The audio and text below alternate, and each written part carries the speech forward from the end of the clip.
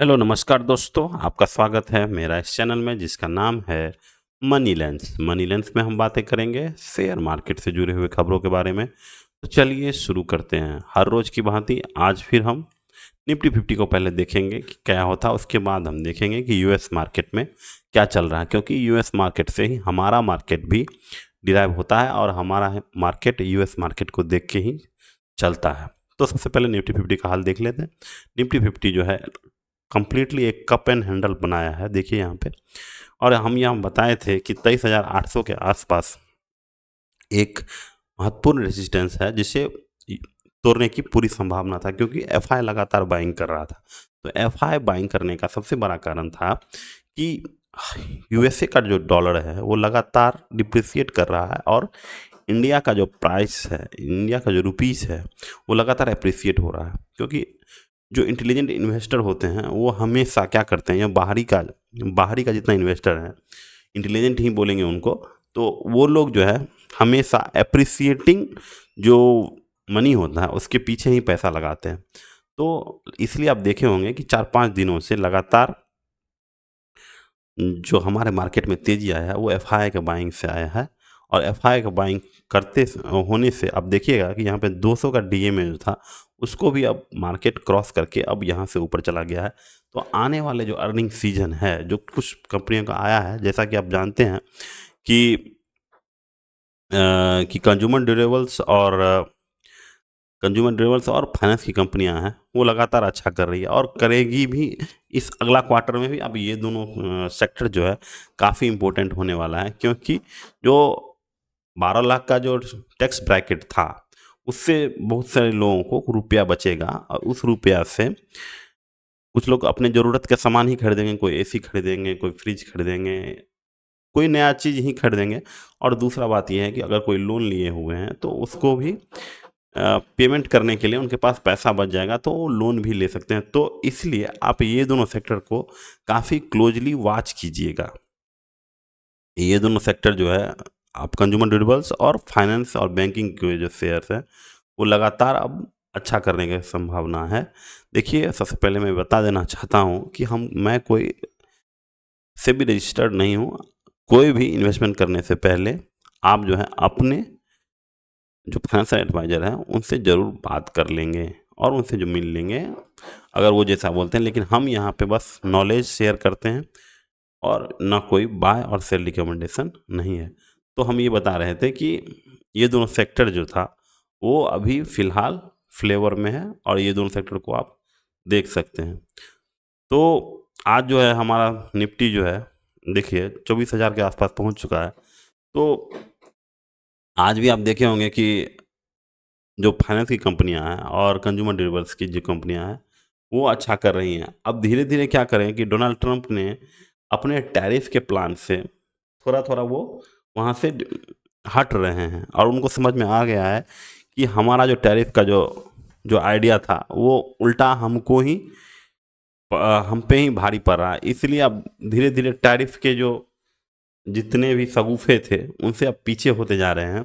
तो फिलहाल जो अभी एक आया हैं स्कॉट स्कॉट बेसेंट जिसको बोलते हैं, ट्रेजरी सेक्रेटरी हैं वहाँ के, उन्होंने बोला है कि हम जो चाइना के साथ जो है जो स्टैंड ऑफ था, जो टैरिफ वार था, वो लगभग अब ख़त्म होने वाला है। लेकिन अब ये डराने वाली यहाँ पे ये बात कर दिए कि हम जो है 145% का जो टैरिफ लगाए हैं उससे तो कम होगा, लेकिन 10% से ज़्यादा होगा।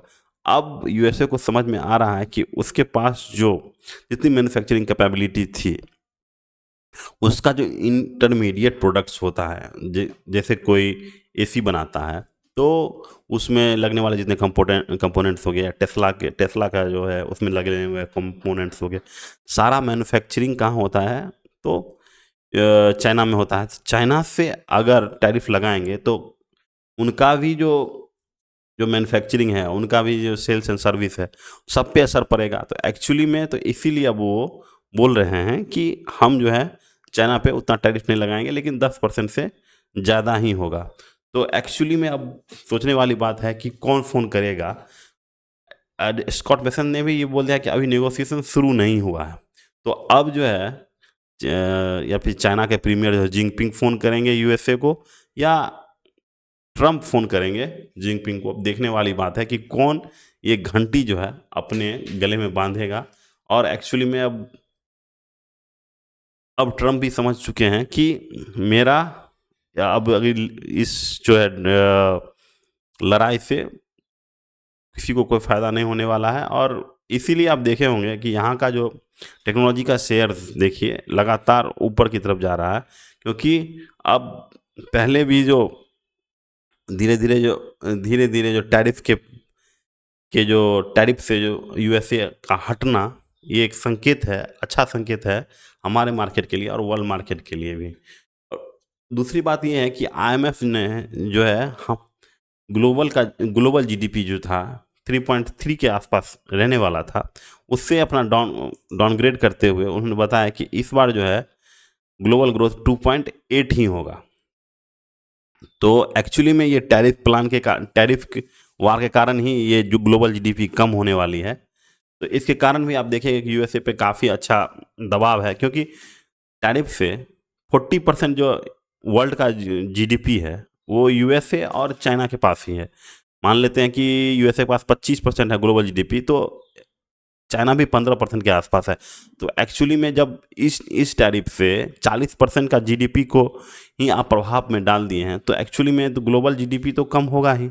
तो इसलिए भी यूएसए पे दबाव है कि आप जो है टैरिफ से थोड़ा सा मुकरे।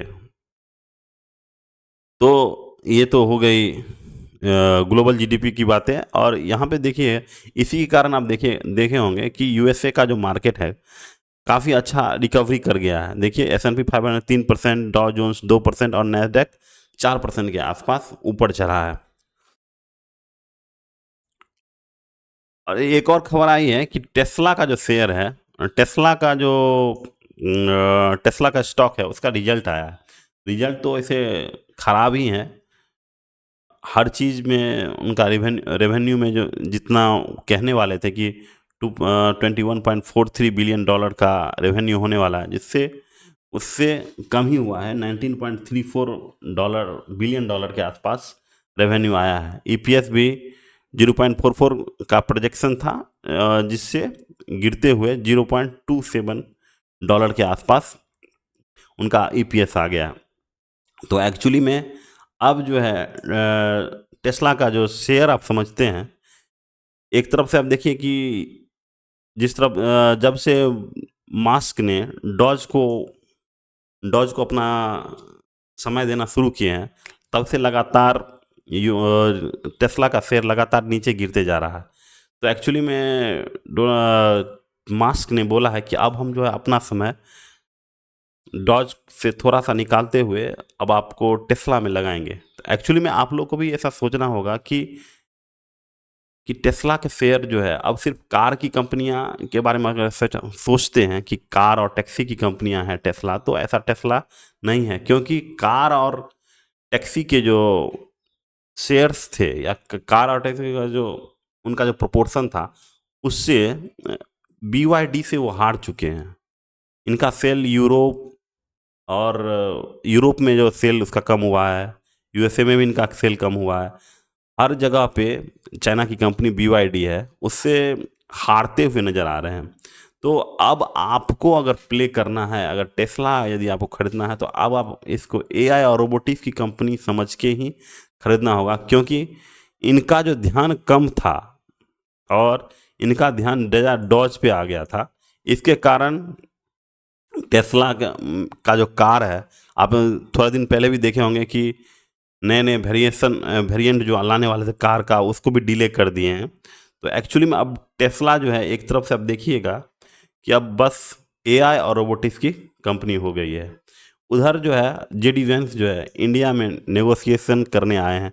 इनको तो क्या ही बोले, इनका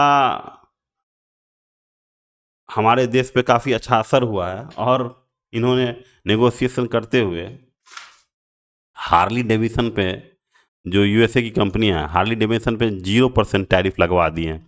मतलब अब डायरेक्ट यहाँ से सेल होगा। इसके कारण जो बुलेट है, आइसर मोटर, इस पे काफ़ी असर पड़ेगा, क्योंकि ये दोनों सेम सेगमेंट में काम करते हैं। तो अब इंडिया में अब हार्ली डेविडसन पे जीरो टैरिफ लगेगा।